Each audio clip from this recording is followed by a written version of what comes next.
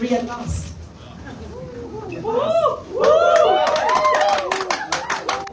Every moment was a test, and every single second was a fight to rise above the sorrow, the fears, the uncertainties of the future, and even, to be honest, the temptation to be overcome by hate and vindictive thoughts.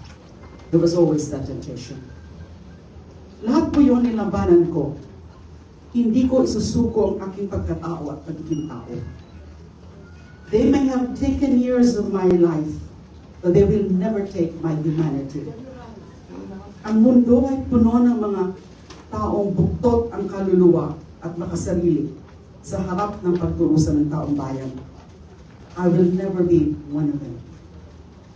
Every second, every minute, every hour, every day, every month, and every year of the last 2,454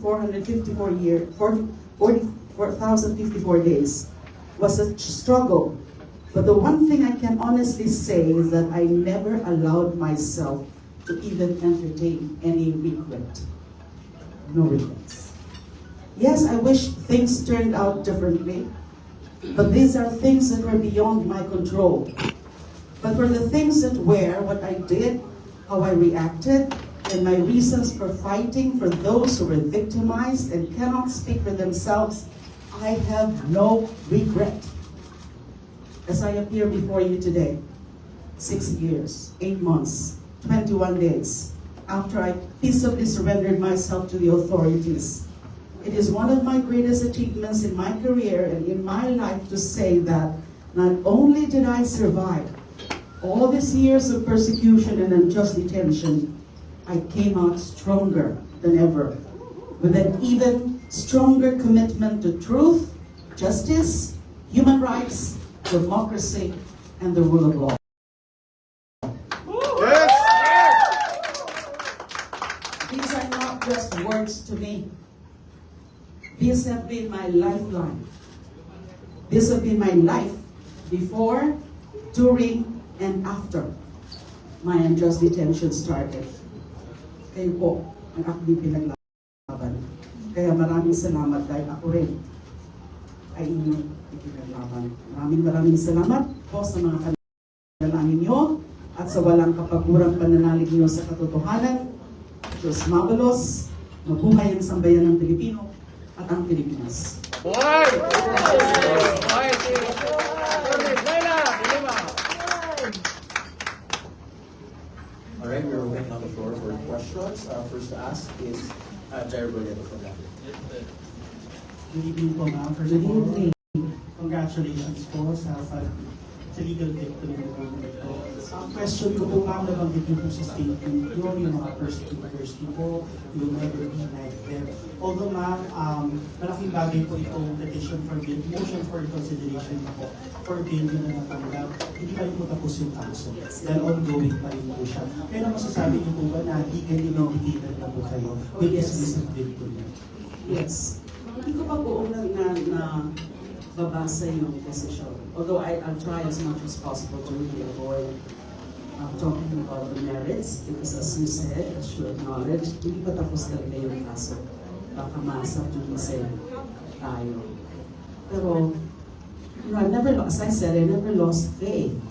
And we have always been confident about the merits of my case. And even when we first filed my petition for bail, nung before, matagal na kami nag-file ng bail, we were already confident of the merits of that. It's just unfortunate that the previous handling judge denied it.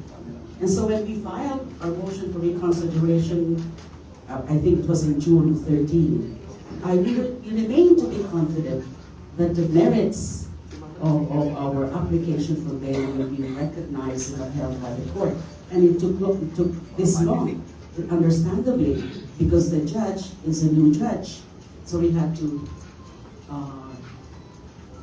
review the entire voluminous records of the case. We were actually expecting a ruling as early as September. As I said, we filed the motion for reconsideration in June. So medyo tumagal, understandably again, and ito nga, and I think, kasi nakita ko nga, ano ko pa nga nababasa, it was a thorough and extensive discussion of the merits of our motion for reconsideration. So it is a legal vindication because we were always confident. Okay, I cannot further make any comment about that. I have a lot to say about that. But, it's still pending. The case is still pending. Lima Matapos. This is bail, this is provisional liberty, and this is definitely a great gift from the Almighty God. Ang last question lang po for me.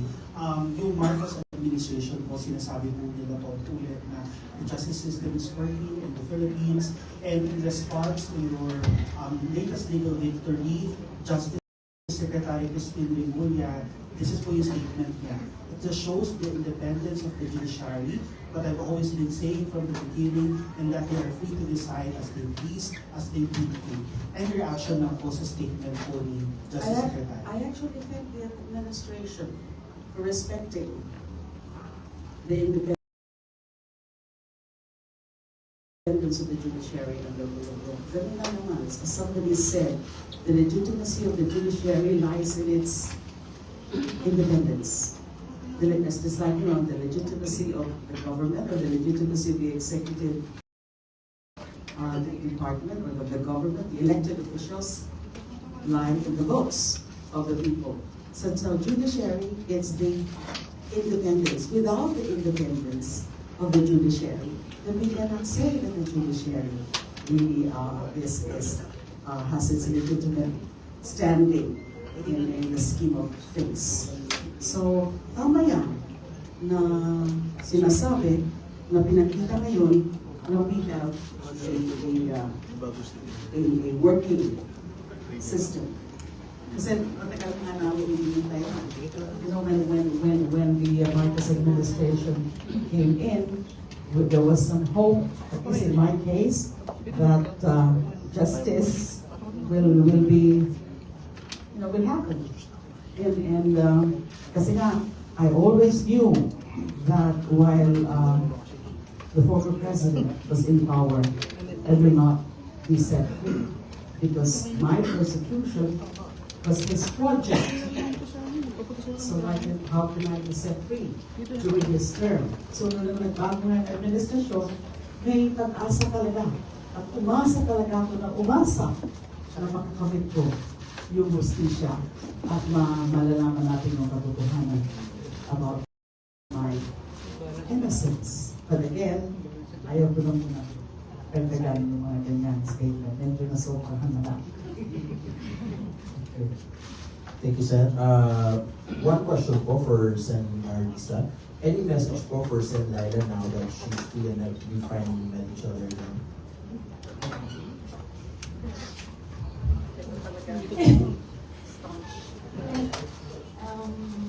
You did it.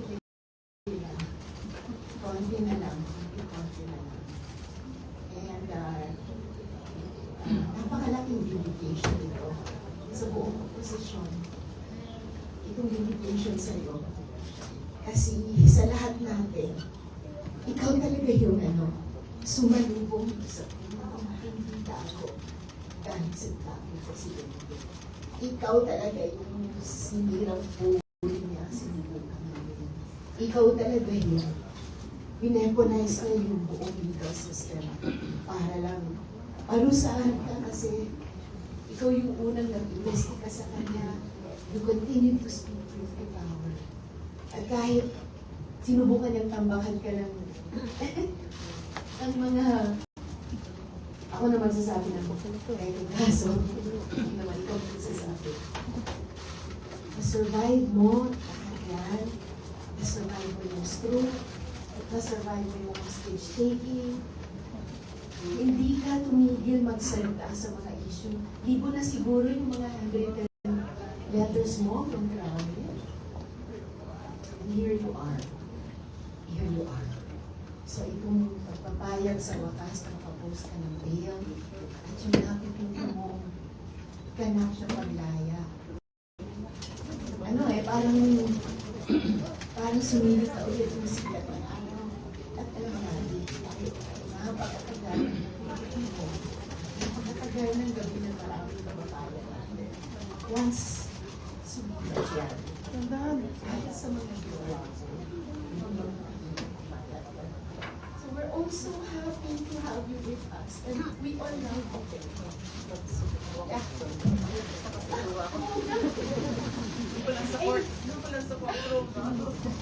Pagkatapos ng mga luha ng paglaya mo,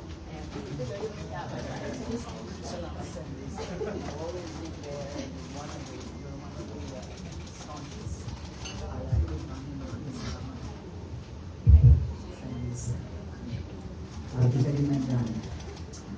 And you also write me regularly. Susulatan ko niyo. Thank you, Sen. Thank you, Sen. Our next asked question is Enzo from CNN Philippines.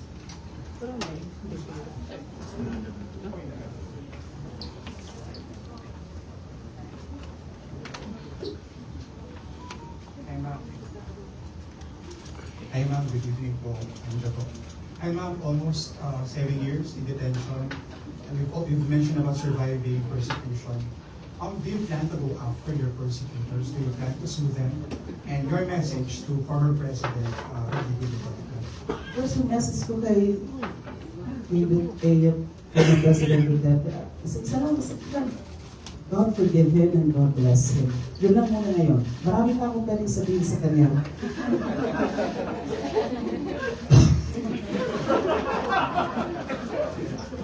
Pero wag muna. I don't want to be so, I don't want to be political sounding tonight because this is a moment of joy. This is a triumphant moment for me. So I, as much as possible, I want to be gracious. And so yun na lang muna. God forgive him and God bless him. He knows what he did to me. I suppose.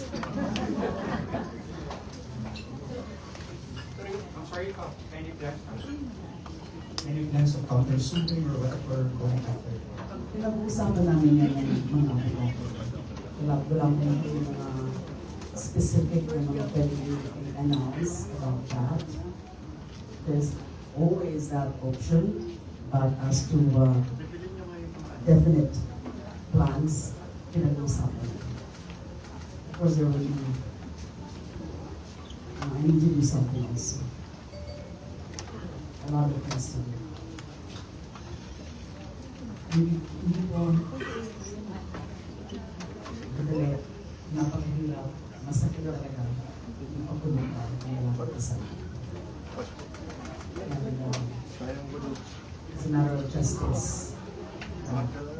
Those that need to be held accountable should be held accountable.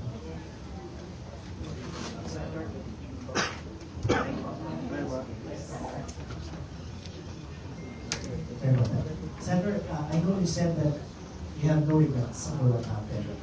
But what was the lowest point in those 6 years, 8 months, 21 days? And what pulled you through? Well, isa sa mga, was, of course, a personal life, sa family life, kasi may mga milestones sa family na mga na-miss ko.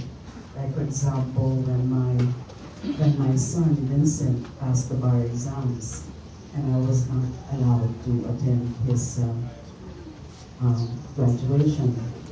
Masakit para sa akin yan. And then it's always painful to me that I'm not with my mom, my 91-year-old ailing mom, who's now bedridden. So isa nga yan sa mga una kong gagawin, umuwi ka agad ako sa Bicol para makapiling ko ang aking ina. And we haven't seen each other for more than 4 years already.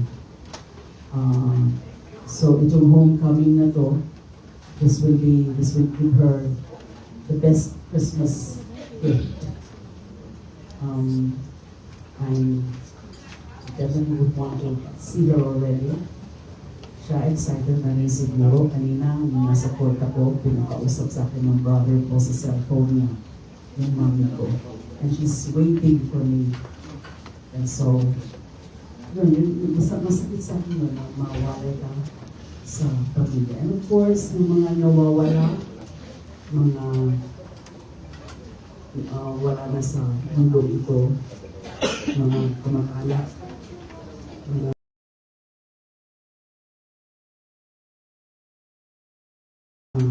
kaibigan, yung nawala sa Pinoy. I was so down and I could not even pay my last respects, and some other friends, some other allies like to say goodbye. Yung mga wala for me, and so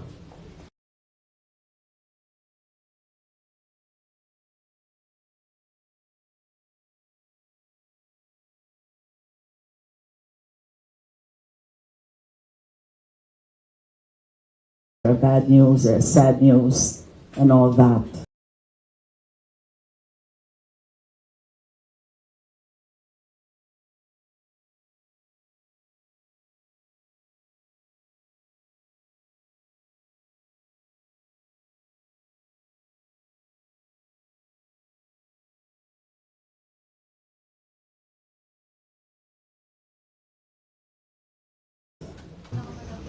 But really, those updated with the news because meron naman akong more than 6 years and my staff would send me because I've always printed copies of news.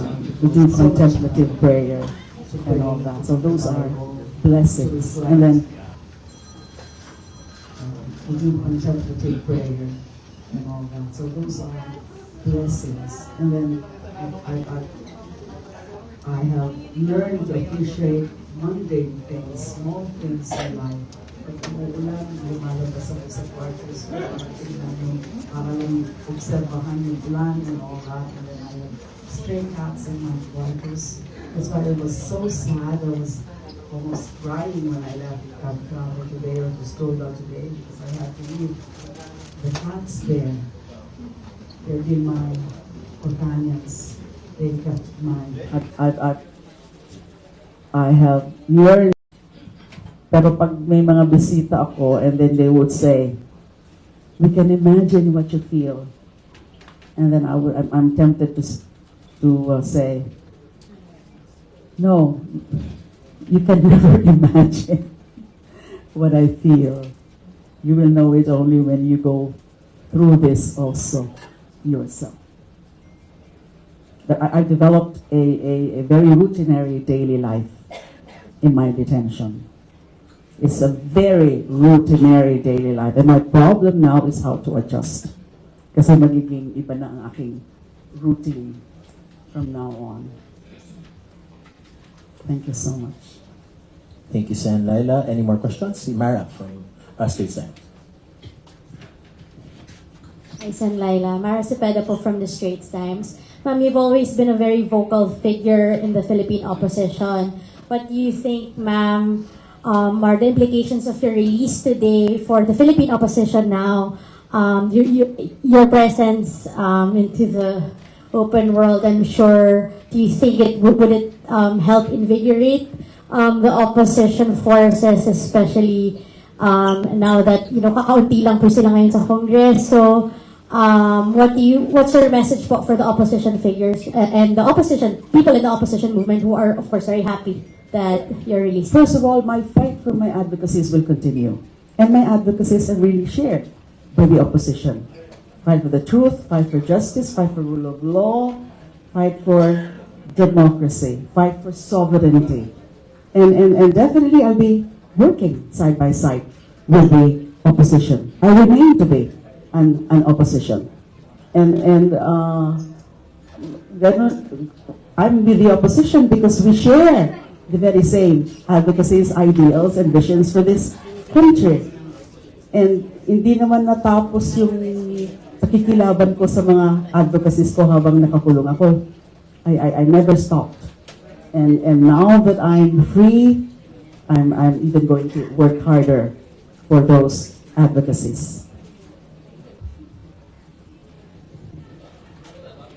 Ma'am, if there's one thing that you want the international community to remember about your legal victory today, what would it be po? Well, it is a vindication of my innocence. And I thank the international community for closely monitoring my case. They've been there, and it helped a lot. It means a lot to me.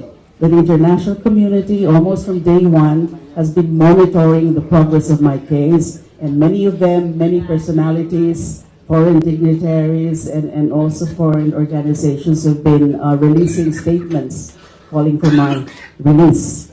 And this is vindication. And I will further work for complete vindication because hindi pa natapos itong kaso na to. I want people to know the truth of my innocence. I want the people to know how it happened. I want the people to know who are behind it. So in due time, because that's vindication. Kasi maraming napaniwala noon. So this is my opportunity. Because, you know, they destroyed my life. And that's why I'm going to rebuild my life now. They destroyed or ruined my name, my reputation. Now that I'm free, I'm going to work hard to redeem my name. And vindication, complete vindication, is the key. Thank you. Thank you, Sen. Any more questions? All right. Before we end, are there anything else that Senator Leila and Senator Risa would like to add? Pasasalamat lang po sa inyong lahat. Hindi niyo ko pinabayaan. Kayo, my friends, my allies, my supporters, my sympathizers, for believing in me all this time, for your continued faith in me.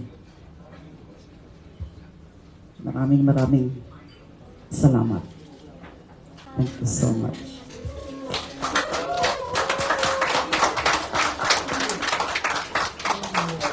Thank you, Sen. Thank you, Sen. Leila. Thank you, Sen. Risa. Okay, that ends our presser for today. And thank you so much, friends in the media.